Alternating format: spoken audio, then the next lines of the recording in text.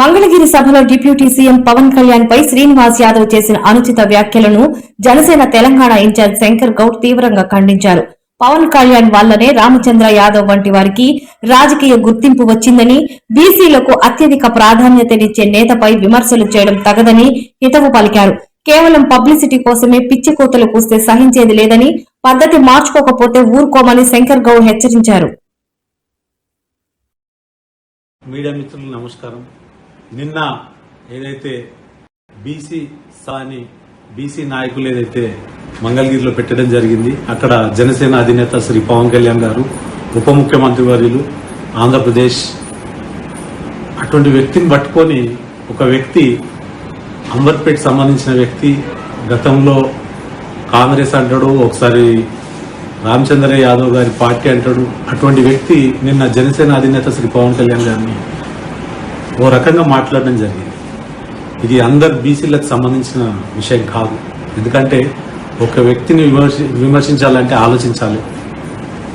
నేను ఒక గౌడ సామాజిక వర్గానికి సంబంధించిన వ్యక్తిని, నన్ను ఇక్కడ తెలంగాణకి రాష్ట్ర ఇన్ఛార్జిగా బాధ్యత ఇచ్చిన వ్యక్తి జనసేన అధినేత శ్రీ పవన్ కళ్యాణ్ గారు.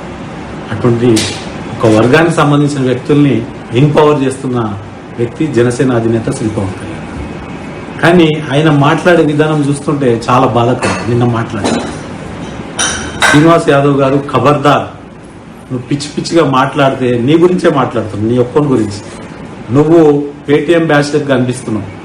ఎందుకంటే గతంలో కూడా ఇదే రకంగా ప్రతి ఒక్కరు ఒక కొత్త వ్యక్తి కొత్త పార్టీ పెట్టి ఈ రాష్ట్రానికి ఈ దేశానికి ఏదో మంచి చేయాలని ఆంధ్రప్రదేశ్లో ఎక్కడ ఏ స్థాయికి వెళ్తుందో చూడు. డెవలప్మెంట్ విషయంలో స్వాతంత్రం వచ్చినప్పటి నుంచి రోడ్లు లేవు, రోడ్లు వేయిస్తుంది. స్వాతంత్రం వచ్చినప్పటి నుంచి కరెంటు లేదు, కరెంటు లైట్లు ఏర్పాట్లు చేసే వ్యక్తి జనసేన అధినేత శ్రీ పవన్ కళ్యాణ్. అది అంత నిరుపేదలకు, అక్కడ ఏ కుల వాళ్ళైనా ఉండొచ్చు, ఎస్సీలు ఉండొచ్చు, ఎస్టీలు ఉండొచ్చు, బీసీలు ఉండొచ్చు. అటువంటి మంచి కార్యక్రమాలు చేస్తుంటే మీకు కనిపించదు. ప్రతి నా కొడుకు మాట్లాడుతుంటాడు, ప్రతి ఒక్కడు మాట్లాడుతుంటాడు. మొన్న ఒకడు కామెడీ షో చేస్తూ వాడు కూడా మాట్లాడుతాడు. పవన్ కళ్యాణ్ గారి పేరు తీసుకొని మీరు హైలైట్ అయిపోదామంటే చాలా తప్పు. ఎందుకంటే ఒక మంచి వ్యక్తి పేరు మంచి గురించి వాడుండి మిమ్మల్ని సమాజం కూడా గుర్తిస్తుంది. అంతేగాని మీరేదో కాంట్రవర్సీ ఒక వ్యక్తిని తిడితే మనం హైలైట్ అయిపోతాం, ఆ న్యూస్ మొత్తం మీరు ప్రచారం కావడానికి ఉపయోగపడుతుంది అంటే అది చాలా తప్పు. మీకు కూడా చాలా ఇబ్బందులు అవుతాయి. ఎందుకంటే జనసేన అధినేత శ్రీ పవన్ కళ్యాణ్ గారు గతంలో మేము 2014లో భారతీయ జనతా పార్టీకి మద్దతు ఇచ్చినప్పుడు కర్ణాటకలో రిజర్వ్ కాన్స్టిట్యున్సీలో మేము ప్రచారం చేయడం జరిగింది.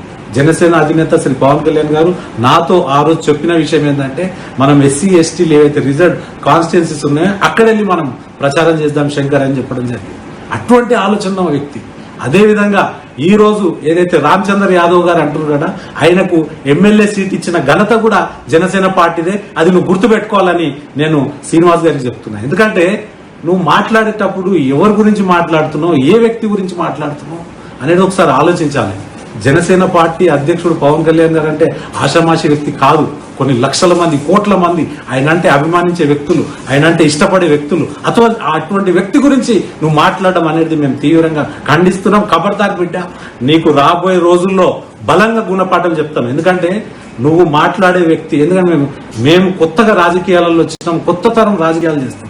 గతంలో ప్రజారాజ్యం ఉన్నప్పుడు 100కు పై చిలుకు బీసీలకు సీట్లు ఇవ్వడం జరిగింది. అది నువ్వు తెలుసుకో. అది పోరాటం చేసింది కూడా జనసేన అధినేత శ్రీ పవన్ కళ్యాణ్ గారు. 100 పై సీట్లు, 294 సీట్లు ఉంటే ఉమ్మడి రాష్ట్రంలో అప్పుడు 100 సీట్లు 100కు పైనే బీసీలకు ఇచ్చింది. అది నువ్వు గుర్తుపెట్టుకో. అదేవిధంగా 2014లో ఇదే ఆర్ కృష్ణయ్య గారిని ముఖ్యమంత్రిగా డిక్లేర్ చేస్తే ఇక్కడ తెలంగాణకు అక్కడ ప్రచారానికి వెళ్లిన ఘనత జనసేన అధినేత శ్రీ పవన్ కళ్యాణ్ గారిని స్వయంగా నేనే తీసుకెళ్లడం జరిగింది. సార్ అక్కడ వెళ్దాం, అతను బీసీ, చాలా బీసీల గురించి పోరాటం చేసిండు, అతన్ని గెలిస్తే బాగుంటది, ఆ సామాజిక వర్గం ముందుకెళ్తుంది అని చెప్తే ఆయన స్పందించి ఇమీడియట్ గా అక్కడ ప్రచారం చేయడం జరిగింది. ఇటువంటి ఆలోచనలు ఉన్న వ్యక్తిని పట్టుకొని ఈ రోజు నువ్వు ఇష్టం వచ్చినట్టు ఆ భాష అనేది చాలా బాధాకరం. నువ్వు మాట్లాడే విధానం బాగాలేదు. ఇప్పటికైనా నువ్వు ఏదైతే అక్కడ వెళ్ళి ప్రచారం చేస్తున్నావో చాలా తప్పు. మీకు దమ్ము ధైర్యం ఉంటే ఇక్కడ రా, తెలంగాణలో ఏం జరుగుతుందో మాట్లాడు. చేత కాదురా నీకు.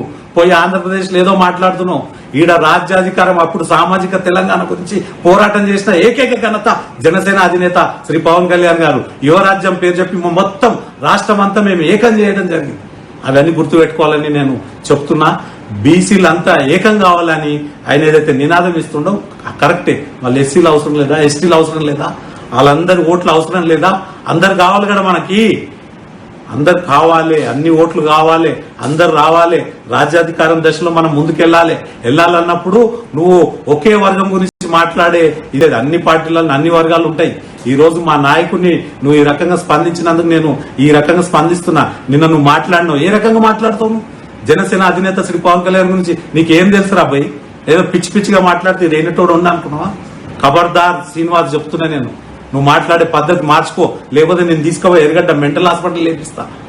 అంటే రామచంద్ర యాదవ్ కూడా 2019లో ఫస్ట్ అక్కడ ఎమ్మెల్యే పొన్నూరు అనుకుంటా ఆయన కాన్స్టిట్యున్సీ, అక్కడ ఎమ్మెల్యే సీట్ ఇచ్చిన ఘనత కూడా జనసేన అధినేత శ్రీ పవన్ కళ్యాణ్ గారిది.